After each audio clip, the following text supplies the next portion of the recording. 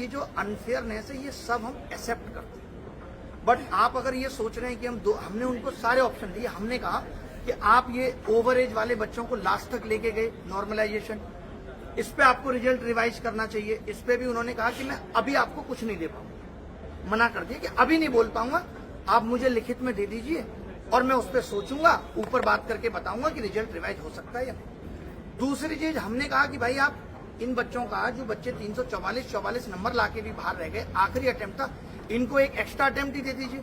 उन्होंने कहा ये सरकार के हाथ में या फिर कोर्ट हमें आदेश करे। पहले ये कहा, हमने कहा हम सरकार से बात करेंगे, सरकार से ये कहलवाएंगे। लास्ट में उन्होंने धीरे से ये कह दिया कि कोर्ट से काम जल्दी हो जाए।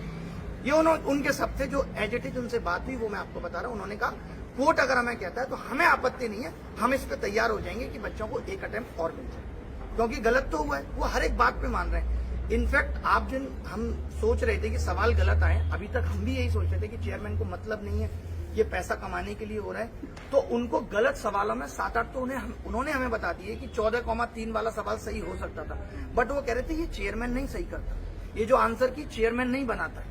अब ये बन गई और रिजल्ट रिवाइज हो गया, रिजल्ट जारी हो गया, तो अब कुछ नहीं हो सकता है। बट मैं आपको वादा देता हूं कि आज के बाद कोई सवाल गलत नहीं आएगा। ये कम से कम 5 से 7 बार बोला है, और भी लोग गवाह हैं, तुषार है यहाँ पे, भाई जिस बात पे गलत लगे वो बता देना। इन्होंने खूब लड़ा, ये भी थे, इन्होंने खूब कहा, इतना रिक्वेस्ट किया कि भाई हमारा तो भविष्य चला गया, 2023 में आपने चला दिया, 2024 में अब आपने ये कर दिया। फिर बात आई नॉर्मलाइजेशन की, तो उन्होंने कहा कि मैं ये वादा देता हूं कि आज के बाद मेंस कभी 2 शिफ्ट में नहीं होगा। ये भी बोला कि बात चल रही है